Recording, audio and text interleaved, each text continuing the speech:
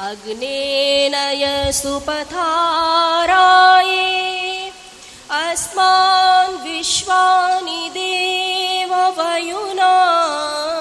विद्वान् युयोध्यस्मज्जुहुराणमेनो भूज्येष्ठान्ते नम उक्तिं विधेम। ॐ शान्तिः शान्तिः शान्तिः। श्रद्धेयाः प्राचार्य महोदयाः, मान्यः संचालक महोदयः, सभायां समुपस्थिताः आदरणीयाः विद्वांसः, वन्दनीया मातृशक्तिः मम भ्रातरो भगिन्यश्च। अद्य संस्कृतदिवसः। संस्कृतदिवसम् उपलक्ष्य अस्माभिः बहुश्रुतं। संस्कृतेन सर्वं रक्ष्यते इति ज्ञातम् अस्माभिः। मम कृते अत्र समयः अस्ति पञ्चफलानि एव। तस्मिन्नेव अहं हिंदीभाषायाम् अथ च संस्कृतभाषायां वदिष्यामि। मैं हिंदी और संस्कृत दोनों में आपसे बात करूंगी, जिससे आप मेरी बात को समझ पाएं। अद्यत्वे भारते एकः प्रश्नः सर्वत्र दृश्यते। किं संस्कृतं वैज्ञानिकं? किं संस्कृतं भारताय हितकरम्? अथवा द्वितीयः प्रश्नः वर्तते, अथ संस्कृतभाषा या अस्ति सा विश्वस्य प्रथमा भाषा अस्ति अथवा तमिलभाषा विश्वस्य प्रथमा भाषा अस्ति? हमारे समाज में ये दो प्रश्न बहुत ज़्यादा हमें सुनने को मिलते हैं। क्या संस्कृत भाषा वैज्ञानिक है या नहीं है? ये हमारे समाज के लिए उपयोगी है भी या नहीं है? और दूसरा प्रश्न है, ये जो संस्कृत भाषा है वो विश्व की आदि भाषा है या तमिल विश्व की आदि भाषा है? वयं यदि अंतर्जाल माध्यमेन इंटरनेट के माध्यम से संस्कृत भाषायाः विषये किंचित् ज्ञातुम् इच्छामः, तत्र प्रयासं कुर्मः, तर्हि तत्र दृश्यते तमिलभाषा विश्वस्य प्रथमा भाषा अस्ति। अस्य साहित्यम् अतीव समृद्धम् अस्ति। एषा भाषा वैज्ञानिक भाषा पदयोग्या वर्तते। वहाँ पर यह हमें दिखाया जाता है कि जो तमिल भाषा है वो विश्व की आदि भाषा है और ये तमिल भाषा ही वैज्ञानिक भाषा है और इसका जो साहित्य है वो बहुत समृद्ध है। अधुना अस्माभिः धर्मस्य विषये, पर्यावरणस्य विषये अथ च भारतस्य विविध क्षेत्रस्य विषये श्रुतम्।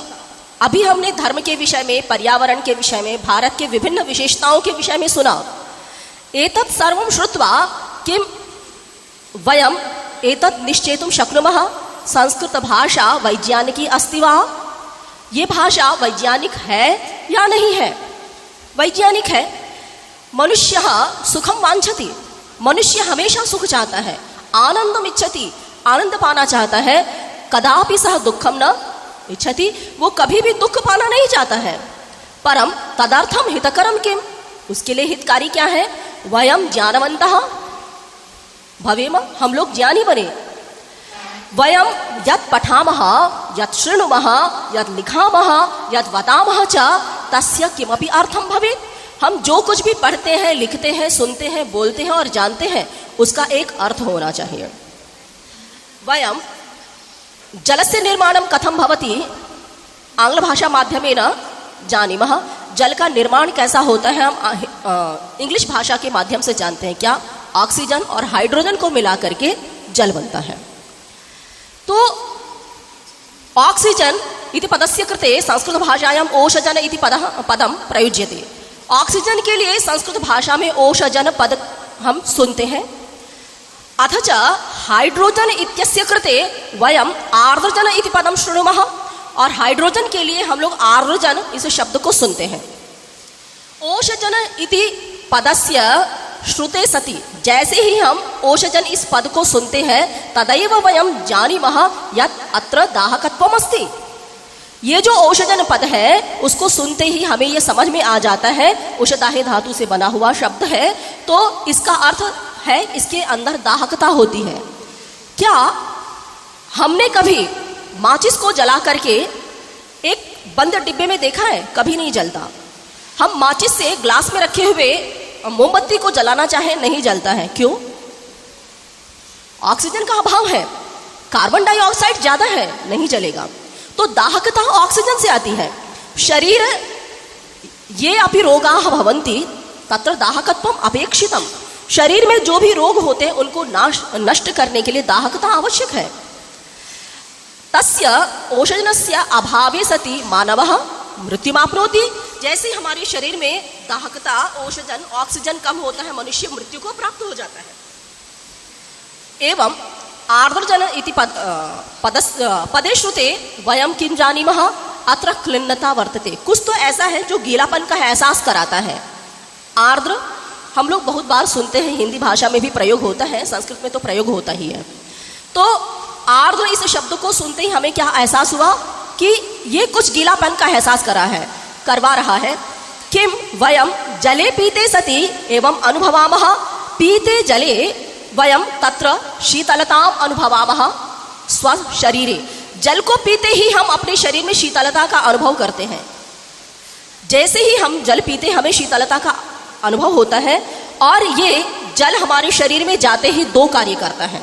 एक, ब्लड के माध्यम से हमारे शरीर में ऑक्सीजन वितरित कर देता है। दूसरा, शरीर को हाइड्रेट रखता है, यानी उसमें गीलापन बना के रखता है और शरीर को ऊर्जावान बना करके रखता है। तो यदि वयम जलस्य निर्माण तत्त्वद्वयं जानीमः संस्कृत भाषायाः माध्यमेन, तर्हि पठिते एव उदिते एव सति वयं जानीमः यत् ओषजनस्य कार्यं किम् आर्द्रजनस्य वा कार्यं किम्। शब्दों को सुनते ही हमें एहसास हो जाता है इन दो शब्दों का अर्थ क्या है, ये हमारे शरीर में जाकर के क्या करते हैं। यदि शब्दे श्रुते एव वयम ज्ञानं प्राप्नुमः, ज्ञानम् अनुभवामः, मन्यामहे च, तर्हि सा भाषा वैज्ञानिकी भवितुं शक्या। वो भाषा वैज्ञानिक हो सकती है और है। यदि कस्यचिदपि शब्दस्य प्रयोगे वयम तस्य अर्थस्य ज्ञाने काठिन्यम् अनुभवामः, तर्हि सा भाषा वैज्ञानिकी भाषा भवितुम् अशक्या। अगर हम किसी भी शब्द को जानने पढ़ने के बाद उसका अर्थ समझने में कठिनता अनुभव कर रहे हैं, तो वो भाषा हमारे लिए वैज्ञानिक भाषा नहीं हो सकती है। हम अपने बच्चों को इंग्लिश सिखाते हैं, वो शब्दों को याद करते हैं, अर्थों को भी याद करते हैं, लिखते कुछ है, पढ़ते कुछ है, बोलते कुछ है। तो इन चीज़ों को जानते हुए, इन चीज़ों को मानते हुए भी हम रट के जो चीज़ सीखते हैं उसको हम अपने हृदय में उतार नहीं सकते हैं। और अगर हमें अपने हृदय में उतारना है और प्रत्येक व्यक्ति को वैज्ञानिक बनाना है, प्रत्येक व्यक्ति को योग्य बनाना है, अपने भारत को उन्नत बनाना है, तो हमें संस्कृत की ओर फिर से लौटना होगा। अत्र हम पंक्तिद्वयं गायामि। मैं यहाँ पर दो पंक्तियाँ गा रही हूँ। अवनितलं पुनरवतीर्णा स्यात् संस्कृत दिव्याधारा, धीर भगीरथ वंशोऽस्माकं स्वयं प्रथित निर्धारा। ये जो संस्कृत भाषा है ये हमारी धरती पर फिर से उतरना चाहिए। यानी प्रत्येक व्यक्ति के मन में वो प्रेम, वो जागृति होनी चाहिए अपनी भाषा को अपनाने के लिए, उसको सम्मान देने के लिए, उसको बोलने के लिए। आज संस्कृत दिवस पर हमारे जो मेट्रो शहर है वहाँ पर मेट्रो ट्रेन में संस्कृत के लिए महिलाओं ने प्रचार प्रसार किया, संस्कृत बोलते हुए, और लोगों को ये प्रेरित किया कि आज संस्कृत दिवस है और हमें संस्कृत की ओर लौटना होगा। ये जन जागृति हमारे अंदर खुद से होनी चाहिए, और अगर हमें कोई बताए तो उसको स्वीकार करना चाहिए, तभी हम अपने देश को उन्नत बना पाएंगे। सिर्फ हम संस्कृत दिवस अगर मनाएं और सिर्फ संस्कृत हमारी भाषा है और आदि भाषा है हम यही मानते रहें और जानते रहें, तो उससे जानने से कुछ नहीं होता है। जैसे एक बोझ उठाने वाला जो गर्दभ होता है वो बोझ उठा करके जाता है, लेकिन उसको उस बोझ में क्या दिया गया है उसको वो समझता नहीं है। तो तो हमें उस अर्थ को समझते हुए आगे बढ़ना है, उस चीज को हृदय में उतारते हुए आगे बढ़ना है, तभी हम उन्नति की ओर बढ़ पाएंगे और अपने आप को उन्नत बना पाएंगे। एषा भाषा आदि भाषा अस्ति अथवा द्वितीया भाषा। ये भाषा आदि भाषा है या दूसरी भाषा है, तमिल के बाद आई हुई भाषा है। अस्य प्रश्नस्य उत्तरणाय वयम् एकां चर्चां कुर्मः। प्रश्न के लिए हम एक छोटी सी चर्चा करेंगे। मैं आपसे कुछ पूछूंगी, आप मुझे बताइए। संस्कृत भाषा का जो व्याकरण है वो जब सृष्टि थी तब तो नहीं था, सभी जानते हैं, क्योंकि भाषा पहले होती है, व्याकरण बाद में बनता है। धीरे धीरे जब भाषा का प्रभाव बढ़ता है, भाषा को लोग समझने में सीखने में कठिनाई अनुभव करते हैं, तब उसका व्याकरण बनाया जाता है। तो जो हमारा प्रथम युग है तब से संस्कृत का व्याकरण प्रचार प्रसार में रहा है, अनेक अनेक ऋषियों के नाम से। आज जो इस व्याकरण को हम लोग पढ़ते हैं महर्षि पाणिनि के व्याकरण के नाम से पढ़ते हैं, और उसमें दोनों व्याकरण उपलब्ध होता है हमें, वेद का भी व्याकरण और लोक का भी व्याकरण, यानी लौकिक व्याकरण और वैदिक व्याकरण, ये दोनों व्याकरण हमें उपलब्ध होते हैं। लेकिन जो तमिल भाषा है उसका एक ही व्याकरण है, और वो भी केवल आधुनिक युग यानी हमारे कलयुग में ही बना है आचार्य शूद्र के द्वारा। तो जिसका हम अनेक युगों से अध्ययन करते आए हैं, व्याकरण को जानते आए हैं, वो भाषा आदि भाषा है। या जिस भाषा को अभी जिसका व्याकरण बनाया गया है लोगों को समझाने के लिए, लोगों को बताने के लिए, नियम दिखाने के लिए, नियम को समझाने के लिए, वो आदि भाषा हो सकती है। जो चीज पहले आती है व्याकरण भी उसका पहले बनेगा, जो बाद में आएगी व्याकरण भी उसका बाद में बनेगा। जो परिवार पहले है, जो बच्चा घर में पहले आया है, हम उसको नियम पहले सिखाते हैं।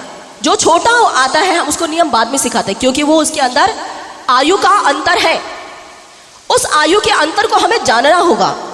दूसरी बात, ये जो व्याकरण, एक वाक्य बोल करके खत्म कर रही हूं मैं, ये जो व्याकरण हम लोग पढ़ते हैं या फिर विज्ञान को हम जानते हैं, हम गणित को, संगीत को या विभिन्न विषयों को हम जानते हैं, खगोल विज्ञान है, ब्रह्मांड का विज्ञान है, नक्षत्र विज्ञान है, सब कुछ हम जानते और समझते हैं। ये हम बहुत पहले से पढ़ते और जानते आ रहे हैं। लेकिन जो तमिल में ये जो ज्ञान है इसको अनुवाद करके दिया गया है, तो जो अनुदित भाषा होती है वो कभी भी आदि भाषा नहीं होती है। हमें ये मान के चलना होगा कि तमिल भाषा सृष्टि की आदि भाषा नहीं है, संस्कृत भाषा ही सृष्टि की आदि भाषा है, क्योंकि सारा विज्ञान, सारी विद्याएं हमें इससे मिलती हैं। ऋषि दयानंद कहते हैं ये श्रुति है, क्योंकि सारी विद्याएं इससे जानी जाती है। इसलिए हमें संस्कृत को जानते हुए, समझते हुए, उसको सम्मान देते हुए पढ़ना है, उसको अपने घरों में उसका प्रचार प्रसार करना है। हम अपने बच्चों को सिखाएं और अपनी देश की भाषा को फिर से संस्कृत बनाएं और हम विश्वगुरु पद पर आसीन हो, आगे बढ़ें। इन्हीं भावनाओं के साथ मैं अपनी वाणी को विराम देती हूँ। धन्यवाद।